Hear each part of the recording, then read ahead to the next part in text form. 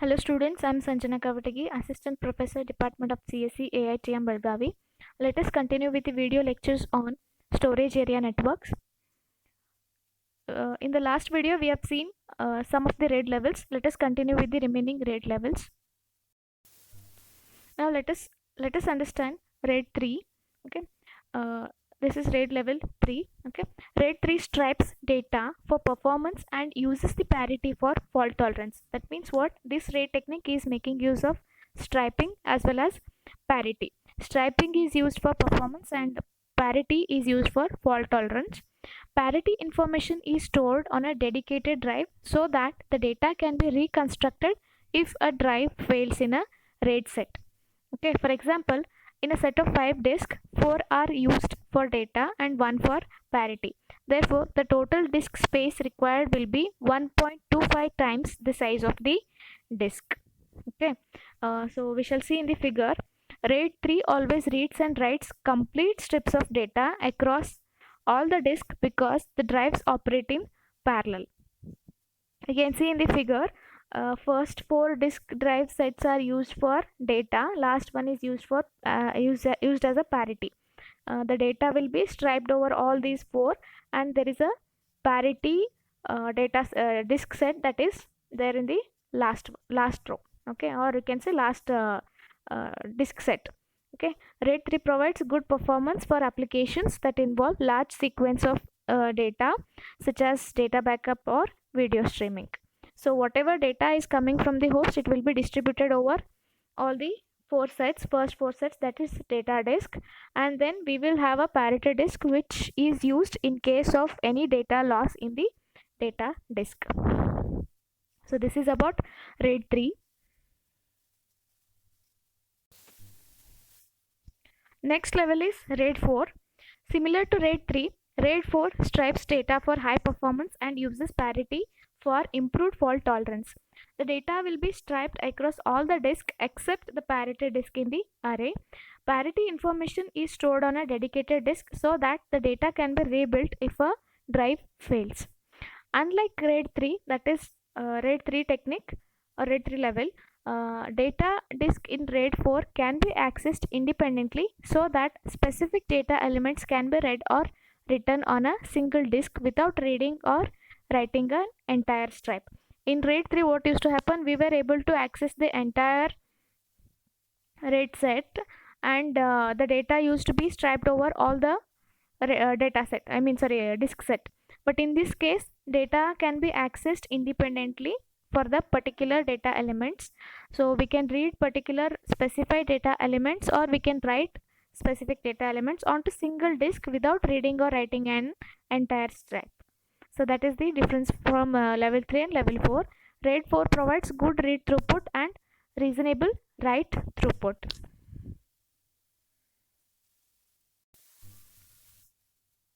So next level is RAID 5. RAID 5 is a versatile RAID implementation.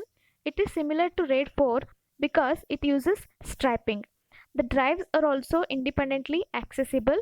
The difference between RAID 4 and RAID 5 is the parity location. In case of RAID 4, parity is written to a dedicated drive, creating a write bottleneck for the parity disk. In RAID, so what is write bottleneck? Write bottleneck is nothing but whenever or every time new data is added or you modify the data into the disk, parity also need to be updated. You need to recalculate the parity and then update the parity disk also. So that was the write bottleneck in case of RAID 4. In RAID 5, parity is distributed across all the disk to overcome the write bottleneck of a dedicated parity disk. You can see in the figure the RAID 5 implementation. You can see the parity is distributed over all the disk. The data coming from the host will be striped over all the disk. We have 5 sets, 5 disk here. Okay, and then parity P represents, subscript P represents the parity data. So A1, B1, C1, D1, EP. P is the parity here. Next is A2, B2, C2, DP. Again parity is in the disk D now. And then E1. Next A3, B3, CP. Parity is here now.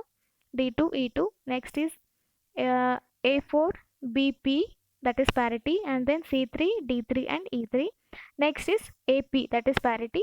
and B4, C4, D4 and E4. So this is about RAID 5.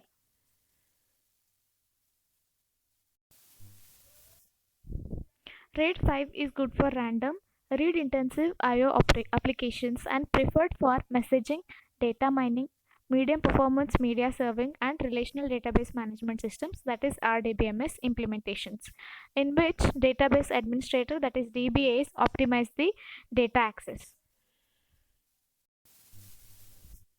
The next RAID level is RAID 6.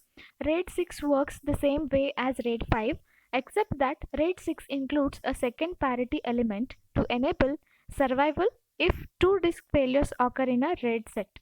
You can see it in the figure. RAID 6 implementations require at least 4 disks. RAID 6 distributes the parity across all the disks, like RAID 5. Okay, the parity will be distributed across all the disks. The write penalty, what we have seen in the previous RAID level, in RAID 6 is more than in RAID 5. Therefore, RAID 5 write performance is better than RAID 6. The rebuild operation in RAID 6 may take longer than that of in the RAID 5 due to the presence of two parity sets. You can see we have two parity sets here, whereas in RAID 5 we had only one parity set. Here you can see the data whatever is coming from the host will be striped over all the disk, and see disk 1, A1, B1, C1, D, P and EQ. P and Q subscripts indicate the parity bits or parity data.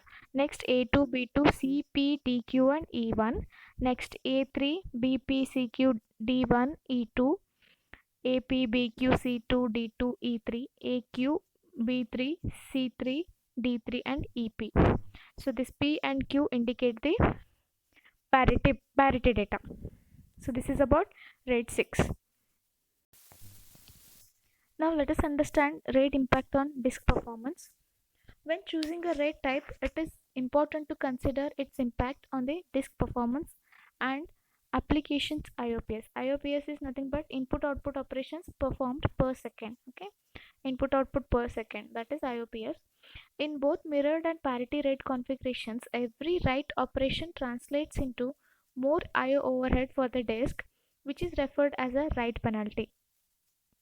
In case of mirror, what happens, if I'm writing onto one disk, the same data has to be copied onto another disk. That means one write is equal to two writes. In case of parity, what happens, if I update any data or if I add some more data, I have to update the parity disk also. So in both the cases it is going to create write penalty. In RAID 1 implementation, every write operation must be performed on two disks configured as a mirrored pair, whereas in RAID 5 implementation, a write operation may manifest as 4 IO operations when performing a IOs to a disk configured with RAID 5. The controller has to read, recalculate, and then write a parity segment for every data write operation. In case of RAID 5, what has to be done? Controller has to read, recalculate, and write a parity segment for every write operation. So this is going to result into a write penalty. So in the figure given, you can just see it shows a single write operation on RAID 5 that contains group of 5 disks. Okay, so let us understand this. The parity P at the controller will be calculated as follows. Parity P at the controller is calculated as EP is equal to E1 plus E2 plus E3 plus E4, that is having XOR operations. Okay, see there are 5 disks. Okay, we are going to consider single write operation using RAID level 5. So in this case, let us take parity for E. In the disk, first disk it is E. So let us consider EP is equal to E1, E2, E3, E1 plus E2 plus E3 plus E4, that is XOR operation. So whenever the controller performs a write IO, parity must be computed by reading the old parity, that is EP old, and the old data E4 old from the disk, which means that two reads IOs. Okay, it should consider EP old. Okay, it should check out the parity that was calculated before Also, it should check E4 old, that is the last data that was written into the disk. Therefore, the controller performs two disk read and two disk writes for every write operation, and the write penalty will be 4 here. See, it is calculating EP old, so that is one I operation, and it is also checking E4 old, that is another, and then it is writing EP new, third operation, and then it is updating the E4 new. So it includes four operations. So now EP new can be calculated as EP old minus E4 old plus E4 new. All these are having XOR operations. EP old minus E4 old plus E4 new. So after computing the new parity, the controller completes the write IO by writing the new data and the new parity onto the disk, amounting to two write IOs. Therefore, the controller performs two disk reads and two disk writes for every write operation, and the write penalty is 4 in this case. Coming to RAID 6, which maintains dual parity, a disk write requires 3 read operations, 2 parity and 1 data. Since RAID 6 has 2 parity bits, so the total operations will be 3 read operations, that is 2 for parity and 1 for data. After calculating both the new parities, the controller performs 3 write operations, again 2 parities and 1 IO, that is for data. So therefore, in RAID 6 implementations, the controller performs 6 IO operations for each write IO, and the write penalty will be 6 in this case. So this is about impact of RAID on the disk performance. Okay, we shall see the last part of module number 1 in the next video. Keep watching. Thank you.